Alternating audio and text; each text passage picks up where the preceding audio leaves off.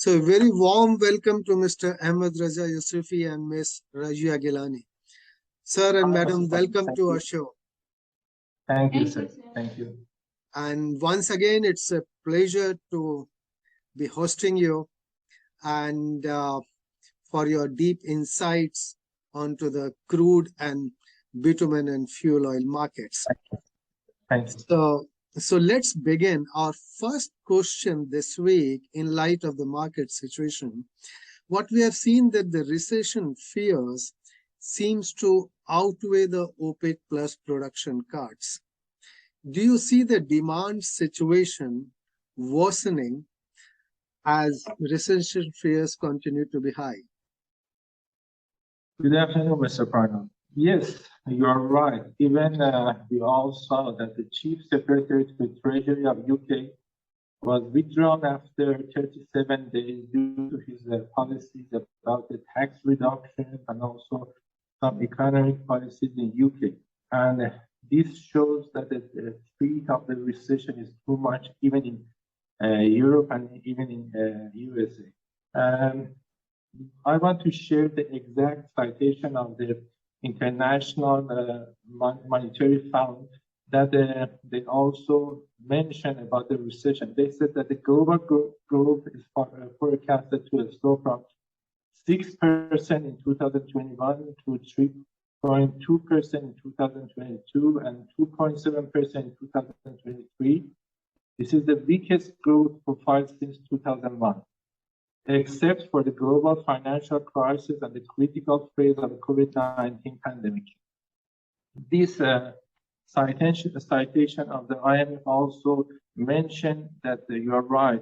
The fear of the recession is too much. We even see that yesterday, on 17th of October, Singapore fuel was decreased something around $18 at the time that the crude oil was stable on the channel of 91 and the 19 channel of crude oil. Based on some of the reports also we have received from China, it seems that they do not have a desirable economic status and they have not returned back to the situation before of the corona.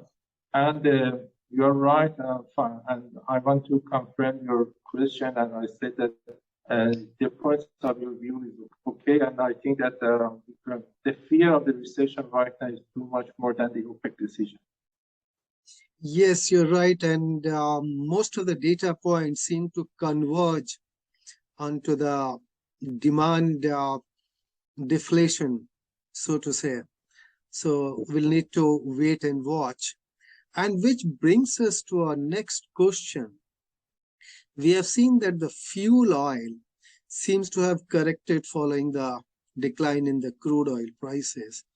How do you see the impact on the bitumen in light of all this? Definitely this correction of fuel oil price will lead to some losses for the bitumen producers, especially during the last week in Iran. We faced around 12, 13 supplies of vacuum bottom in IME, and the average of competition within the refinery was around 48%, which was almost a significant actually a level of competition. On the other hand, there are demands in the market, but the buyers are not serious to buy because they are waiting to see a higher level of fuel oil price, maybe in the channel of 95 or even higher than that. So they are hesitant whether this is a good time to buy or not. The current incidence of the market, unfortunately, will be a big loss for the producers themselves, and we should just hope that these tensions and these fluctuations will be lessened in the near future of our market. So we need to actually wait and watch, and compounding the matters is the demand uptake from a major market like India is rather slow compared to the expectations. Yes. So all these things put the market in a bit of a complex situation. Also, the next week we are waiting for the Diwali, and this is the effect also in the demands coming from the India, because many of the importers cannot transfer the amounts, and also they are waiting to see what will happen after the Diwali. so demand becomes so very slow. So we need to wait and watch and hope for the better turn of events. I hope so. Thank you. Thank you so much for sharing your insights. And it has been a pleasure. Thank you. Thank you, sir. Thank you.